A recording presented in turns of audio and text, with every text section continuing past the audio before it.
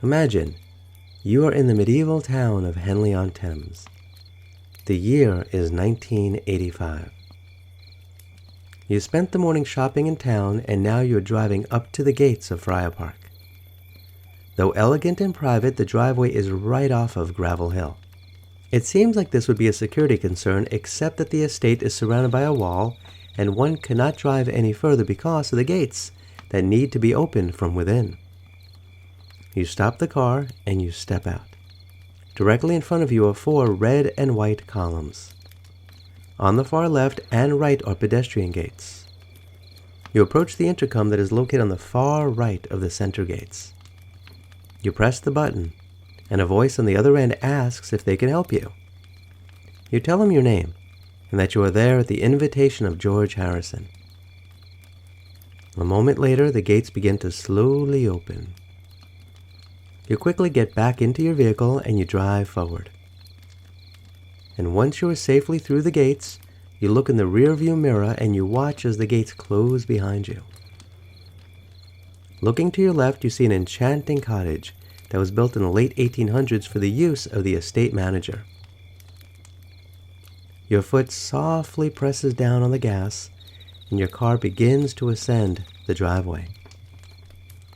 To your right is a wide grass lawn that is filled with many beautiful trees. And then the driveway begins to gradually veer left. On each side are so many trees that you immediately forget that you are surrounded by thousands of homes in a well-populated and famous town. Friar Park is more than a private estate. It's as if you've entered another world. In fact, you have entered an enchanting world. To your right, you see an expansive lake with ducks waddling around upon the surface. Continuing on, you see a footpath to the left that leads to another guest lodge on the property. And driving forward, the road begins to curve right.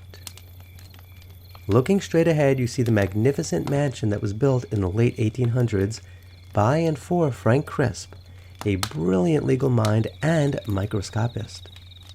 Having been knighted in 1907, Crisp was created a baronet in 1913 for services as legal advisor to the Liberal Party.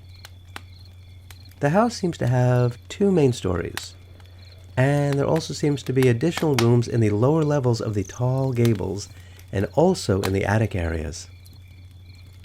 Dead center, there seems to be a narrow bell tower with a pyramidal-shaped roof. Further back, on the right side, there is a tower, also with a pyramidal-shaped roof. That tower also seems to have large rooms inside of it. On each side of the driveway are ascending hills with evergreen trees. As you get closer to the house, you see that the driveway widens up so that a vehicle can easily turn around. No doubt this was built this way for the benefit of horse-drawn carriages.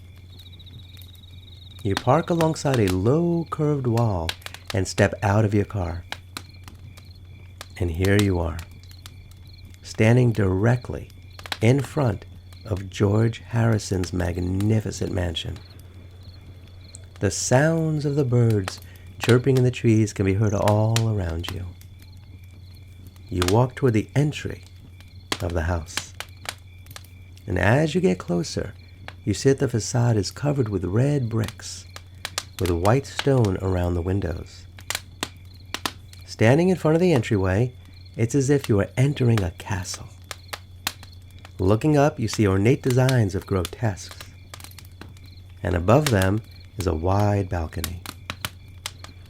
You enter a sort of outer hall that leads to a set of double doors. This is the moment you have been waiting for. You have daydreamed about this moment for many years, and now your daydream is about to come true. So, you reach for the knocker, and you use it to knock, and then knock, and then knock again. Your heart is racing a bit. This is so very exciting.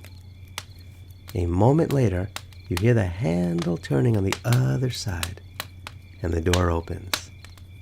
And there stands George Harrison. His eyes are bright. He is smiling. He is so happy to see you. Your daydream about visiting George Harrison at Friar Park begins right now.